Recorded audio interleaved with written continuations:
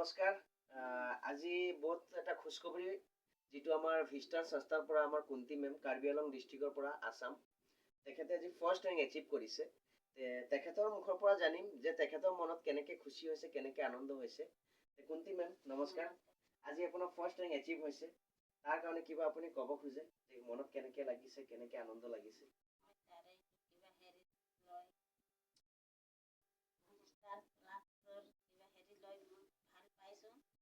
খুজি আছিলে খাইখিনি ভাল পালোঁ আৰু আপোনাৰ আশীৰ্বাদটো ভাল পালোঁ। মানে যোনটো ছাৰে আমাক ইমান ভালকৈ ঔষধ বনাই দিলে, সেইটো কাৰণে আমি কিবা ধন্যবাদ দি আছোঁ। আৰু যি মানে ভাল পায় সেইটো মই 2-4জনক ভৰালোঁ, ঔষধ দিলোঁ। সেইটো খাই মানে আমি ভাল পাইখিনি আজি মোৰ ৰেংকটো হৈছে, তো ভগৱান আপোনালোকে আশীৰ্বাদত হৈছে ছাৰ, সেইটো কৈ মই নমস্কাৰ জনাই আছোঁ।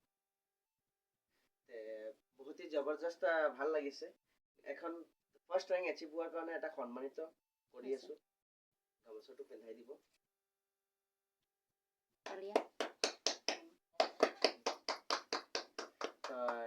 বহুতেই জবৰদস্ত থাকিছে। কাৰ্বি আংলং ডিষ্ট্ৰিক্টৰ পৰা Kunti ma'am first rank achieve কৰিছে। 18টা ৰেংকৰ পৰা এটা ৰেংক তেখেতে খাই দিছে। এনেই 2500 টকা নহয়, 25 কোটি টকা এনেকৈ মেছেজ হৈ আছে। আৰু অহা যিটো আছে 17টা ৰেংক আৰু বাচি আছে। 17টা ৰেংকো বহুত জল্দ ছেকেণ্ড ৰেংক তেখেতে এচিভ কৰিব। আৰু আমি চবেই লগত আছোঁ, সাথ দিম। যিমান আগবাঢ়িব লাগে, যিমান কষ্ট কৰিব লাগে, মেহনত কৰিব লাগে, আমি নিজে কৰিম। Thank U.